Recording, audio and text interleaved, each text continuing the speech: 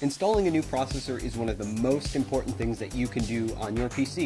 It's the brain of the computer after all. So if you have a brand new AMD Ryzen processor that you're ready to install, we have a couple tips and tricks for you to safely and securely install or replace your AMD Ryzen CPU. The first thing that you have to know is that electrostatic discharge, or the little zaps that you build up by shuffling around on carpet, those can actually be dangerous for the sensitive electronic components in a CPU. But there's a way to deal with that. First, don't build a computer on a carpet, don't build it on a rug. Hardwood floors or even tile floors would be best. Secondly, you can deal with electrostatic discharge with an ESD strap. On one end, there's a wristband that you simply put on your wrist. And on the other end, there is sometimes a plug, like ours, which goes into a technical bench that is grounded, or there's a clip. The type that you might buy from the store is probably going to have a clip.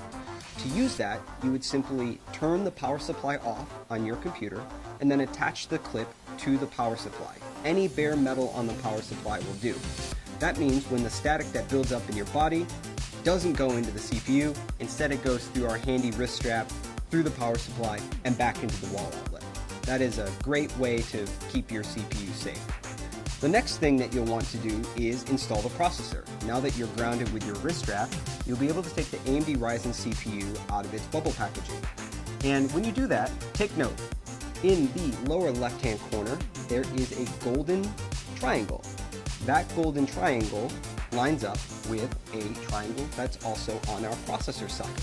So you'll want to turn the CPU to match the two triangles up. And then you lift the metal arm on the CPU socket, and then you simply drop the processor into the socket. My CPU dropped in effortlessly. It should feel really easy to install this CPU. If it's not easy, then the CPU is either installed in the wrong orientation or you've not yet raised the metal retention arm on the socket.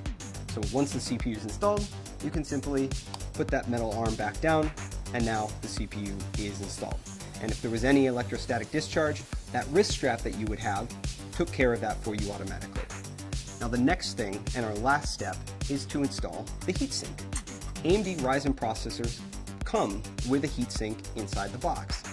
And when they come from the factory, they have a thermal compound pre-applied. That thermal compound ensures good heat transfer from the processor to the heatsink and out into the world. It helps keep your processor running cool and quiet.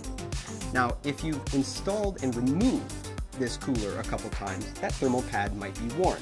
You can clean it off with isopropyl alcohol, very easy.